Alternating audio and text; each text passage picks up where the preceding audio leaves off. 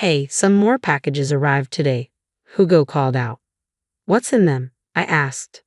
Oh, just some fishing gear. A colleague at work invited me to go fishing, so I bought some new stuff. Fishing gear? I felt uneasy seeing my husband Hugo's excitement. Didn't you buy fishing gear when we first got married and never used it? I was too busy to go, but that old gear is outdated. If I'm going, I need new stuff.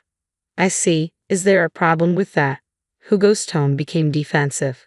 It's not that, but my colleague was kind enough to invite me. I can't just say no. I have work, you know. I can't dwell on sentiment like you do. I understood what Hugo was saying, but it was hard to believe we were a couple sharing the same sorrow when he seemed so happy, like nothing had happened. I'm Cynthia, 33 years old, and we've been married for 6 years. Hugo was making these fishing plans just 2 months after our daughter passed away. I still couldn't get over my grief, but I couldn't understand how Hugo seemed so unaffected. My father-in-law, Wilson, passed away in our 2nd year of marriage. He adored his granddaughter and loved her more than anything. I wonder if they're together in heaven now. That's the only thought that comforts me. Before he died, Wilson told me, don't let Hugo and your mother-in-law Rachel handle the money. I realized after getting married that Hugo and Rachel are big spenders. They spend without thinking if they have money. That's why Wilson always managed the finances. Wilson was a gentle soul, always looking out for me. Having no family of my own, he was like a real father to me, and his death hit me hard. Our daughter, Laura, was born a year after our marriage. She was such a bright and cheerful girl, always bringing light into our lives. Mom, everyone's so jealous of my packed lunch. I bet it's the best in preschool. Then Mom will have to try even harder. Mom, can I ask for a little favor? What is it? Can you make more food for my next packed lunch? I want to eat more. Can you eat that much? I won't leave any, I promise. Okay, I'll do it. The following month, Laura's preschool teacher quietly told me something. There was a child in class who never had a mom and whose dad was too busy with work to make a packed lunch, always bringing just a supermarket sandwich and an apple. Laura had been sharing her packed lunch with this child. Laura's packed lunch is more than I can eat, so please help me eat it, she would say, splitting it in half. Hearing this, I was so proud of Laura. Such a kind and wonderful child. Every expression of Laura's, her angry face, her crying face, and her brightest smiles, were all treasures to me. And then one day, that treasure was suddenly gone. The night before, Laura went to bed as usual, just a bit earlier than normal. I'm sleepy, she said, but I just thought she was tired from preschool. After watching Laura start to breathe softly in her sleep, I left the bed. Usually Laura and I sleep together. After Laura fell asleep, I cleaned up dinner, took a shower after Rachel did, finished cleaning the shower room, and by the time I returned to the bedroom, it was almost midnight. Hugo was away on a business trip that night. Laura was lying quietly in bed. I thought she was sleeping well, but as I was about to get into bed, I noticed something was wrong. I couldn't hear Laura's breathing. What? I reached out to touch Laura's cheek. It was noticeably colder than usual. Laura, what's wrong? Laura was completely unresponsive. I couldn't understand what was happening, but I knew I had to call an ambulance. I jumped in with Laura, clutching her cold hand. As soon as the paramedics saw her, I noticed a grim expression on their faces. One of them began as they rushed her to the hospital. Laura, you'll be okay, right? You'll get better once we're at the hospital, right? I repeated these words to myself, desperately hoping they were true. But when we arrived, the first thing the doctor said was, I'm terribly sorry, but she's already gone. I became frantic, begging the doctor to examine Laura over and over. It couldn't be true. She was fine before bed. The cause was unknown. These sudden events can happen even with small children, the doctor said. I had heard such things before, but never imagined it could happen to my own child. Laura and I had only lived together for 4 short years. I thought we had decades ahead of us. I couldn't believe she was suddenly gone. Overwhelmed, I panicked and passed out. When I woke up, Hugo and Rachel were there, having been notified of what happened. I realized I had forgotten to call Rachel when I left the house. Where's Laura? I hoped it was all a bad dream, but Hugo gestured that she was gone. How can this be? Neither Hugo nor Rachel said anything, but their eyes seemed to confirm my worst fears. For a while, I was almost catatonic. I cried looking at Laura's things, cried watching her favorite cartoons, and cried remembering her in everything I did. At first, Hugo didn't say anything, but gradually he began to sigh audibly and mutter, "She's so morbid." Rachel too started to nag me. "Hey, how long are you going to be in a daze? Housework is Cynthia's job, isn't it? Could you please get it together?" "I'm sorry," I said, knowing I shouldn't be like this. But my heart was heavy and I just couldn't function as efficiently as before. Yet, as they say, time heals. About 6 months later, I started to manage the daily routines normally again. Hugo did cry a bit at the funeral, but he was never what you would call a doting father. He preferred playing games over spending time with Laura, which is why she wasn't very attached to him. Maybe Hugo wasn't as heartbroken because he didn't feel much of a connection as a parent. But who else will mourn for Laura, our daughter who only lived for 4 years, if not her parents? About a month after Laura's death, Hugo returned to his usual spendthrift self, enjoying shopping and browsing the web. When Laura died, both Hugo and Rachel looked at me as if it was my fault, like they were silently blaming me. But they didn't say anything, probably because they weren't as heartbroken about her absence as I was. I didn't expect them to grieve the same way, but I wish Hugo, as a parent who lost a child, would have been more supportive. Rachel, on the other hand, went back to her routine within a week. She resumed shopping, going out with friends, and laughing as if Laura had never existed. When Laura was born, Rachel frowned upon seeing her face. "She looks more like Cynthia than Hugo. We can't expect much from her future," she would say. She often ignored Laura and seemed reluctant to interact with her, probably not feeling any special affection. She didn't shed a tear at the funeral. Their attitudes have always been a point of contention for me. Almost a year passed since Laura's death, and seeing Hugo and Rachel happily shopping, I felt an indescribable frustration. They never talked to Laura's picture. How could they act so normally? It seemed like we couldn't understand each other at all. Then one day, Hugo and Rachel suggested we go out together. "Where are we going?" I asked. "How about somewhere with fresh air to change our mood?" Hugo suggested. "Cynthia, you've been just going between home and the supermarket since Laura passed. That's why you're so down." "I've been worried about you too, Cynthia," Rachel added. "You've been so down." "Worried, you, Rachel?" "Of course. Cynthia is the wife of our dear son. I've been trying hard for your sake." I couldn't fully believe that, but a part of me felt a little happy to hear it. "How about hiking for a change?" Hugo continued. "Going somewhere with fresh air might lift your spirits. I want you to feel a bit better." "You really thought that?" "Of course, I'm your husband. It's natural to worry about my wife. But you didn't seem that down." I was holding it together. If I got down too, the house would become too gloomy, so let's go hiking. I wondered if they really cared, but it was hard to believe. "Laura would want you to be happy, Cynthia. Think of this as a tribute to her," Hugo said. That moved me. I knew Laura wouldn't want me to cry forever. That's something I've always known in my head. "But I've never hiked before," I said. "Don't worry, even I can climb it. It's more like a light hike," Hugo reassured me. "Well, if Hugo and Rachel insist." "Great, I'm looking forward to it." So I agreed to go hiking with Hugo and Rachel. We drove to the foot of the mountain and started our ascent. It was a sunny day and many people were around, which felt reassuring. But as we reached the midway point, the crowd thinned despite being told it was a beginner's course. I was surprised by the roughness of the terrain, yet Hugo and Rachel walked with ease, familiar with the area. "Hey, let's take this path," Hugo suggested. "Ha! Yeah, it looks less crowded. Let's go that way," Rachel agreed. "But shouldn't we follow the path everyone else is taking?" I asked, feeling uneasy. "It's fine. I've been here before and know the way.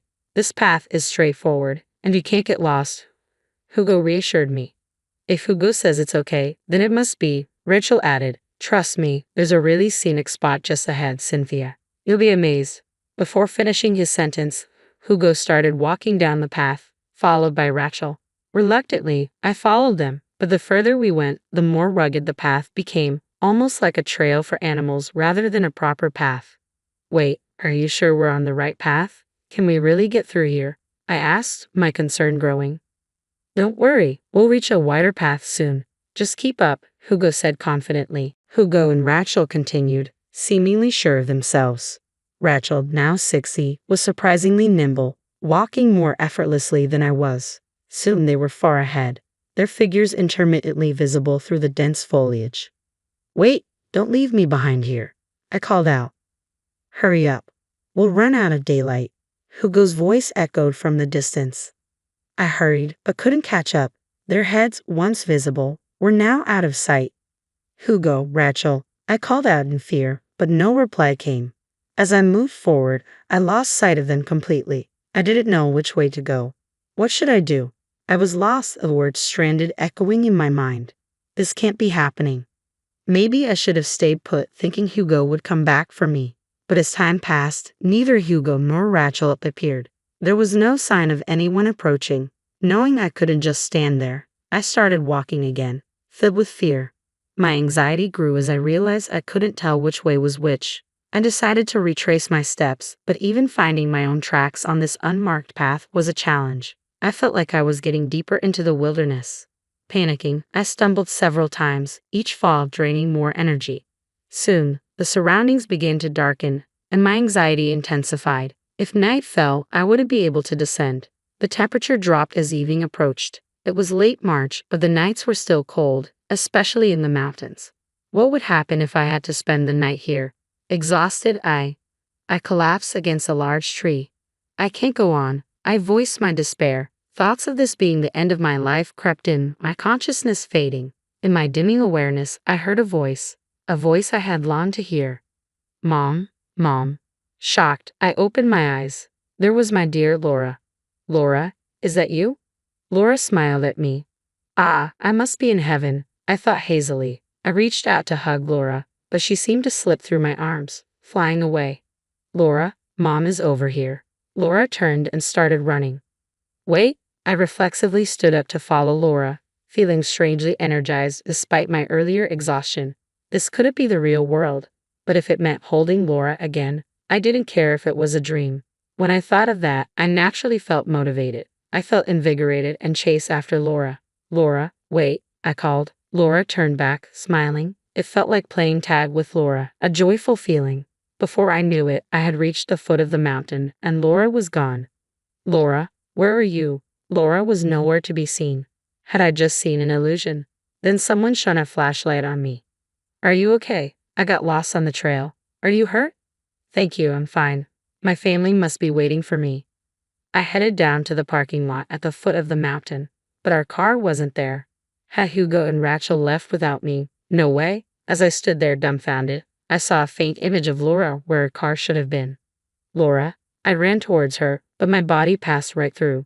I couldn't embrace her. Laura looked sad, as if she wanted to tell me something. I felt she had a message for me. Then I realized something was very wrong. If we had been separated, they would have reported me missing. The area should have been in an uproar, but no one seemed to be looking for me. The parking lot was silent and deserted. Did Hugo and Rachel not even try to find me? What does this mean? Laura must have appeared to show me this. I went to the station and took a train home. I noticed people staring at me curiously, but I was too preoccupied to care. I quietly opened the door and peeked inside. I could hear Hugo and Rachel's voices, unnaturally cheerful. I sneaked into the next room and observed them through a gap in the sliding door. They were drinking and laughing, unconcerned that I hadn't returned. We did it. No more of her depressing face. Hugo said, Wonder how she's doing now, shivering in the mountains. Just thinking about it makes me laugh. Cynthia is so slow, she'll never make it back, Rachel added. It's going to be extra cold tonight. Imagine her alone and cold out there. We'll tell people she ran off with another man, then file a missing person report. When will we get the insurance money? Hugo asked. It'll take a few years before she's declared legally missing. If only her body was found, we'd get it faster. Let's say she called from the mountain. Then they'll find her sooner. My son is so clever, Rachel praised. Hearing this, I trembled with anger. I couldn't believe they had planned this. I listened to their conversation, unnoticed. I was a fool to ever think of them as family. Make sure to cry at the funeral, Hugo said. You didn't shed a tear for Laura. Well, I wasn't sad. Laura wasn't cute. She looked just like Cynthia. Rachel replied, I never wanted kids. They're just annoying. Hearing this, I burst open the sliding door. Hugo and Rachel looked at me in surprise, their expressions frozen in shock. Hugo backed up against the wall while Rachel covered her head with a throw. I realized I must have looked like a ghost covered in mud, with torn clothes and scratches. I decided to play along. I'll haunt you. I declared, my voice echoing through the room. They shivered in fear. It wasn't me. Blame Hugo, Rachel yelled. What? You agreed. Mom was the one laughing about how cold it must be. Hugo protested. It's not my fault. Haunt her. Hugo pleaded. Hugo, selling out your own mother. What if I get haunted? Rachel said, terrified. I'm sorry. I'm sorry. Please go to heaven. They begged, beyond reason. They must have really thought they had sent me to the afterlife. I'm still very much alive, I said, lifting my foot to show them. They looked utterly bewildered. What was your plan, leaving me in the middle of the mountains? I just wanted to fulfill your wish, Hugo stammered. You wanted to see Laura, right? I thought I'd send you to her. It was out of kindness. I was speechless. Did they really think that excuse would hold up? I heard your entire conversation, I informed them. Their faces turned even paler. Of course I'll be divorcing Hugo. I can't stay here, not with my life on the line. Too bad you won't get the insurance money. I recorded your conversation. I'm taking it to the police. What?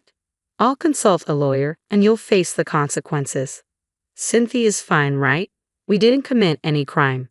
I won't let this go unpunished. Perhaps it was seeing Laura that gave me strength or knowing their evil intentions, but I felt a newfound power within me. I wasn't going to lose. Rachel, still unable to believe I was alive, peeked out from under her throw at Hugo, and me, still trembling. On the contrary, I wanted to ask myself, do I look that much like a ghost? I didn't bother with their stunned faces and began gathering my belongings to leave the house. I had no destination in mind but managed to find a no-frills hotel. I was grateful for the savings I had hidden before marriage. Hugo and Rachel didn't know I had savings. They would have demanded it if they did. The next day, I visited the police and a lawyer's office. Abandoning a healthy adult in the mountains might not constitute abandonment, but intentionally leaving someone in a dangerous place was illegal. Some punishment was inevitable. My lawyer said I could claim damages for emotional distress. My recording of their conversation led to their arrest for fraud and assault, resulting in a criminal sentence. The divorce was finalized and I claimed compensation and damages.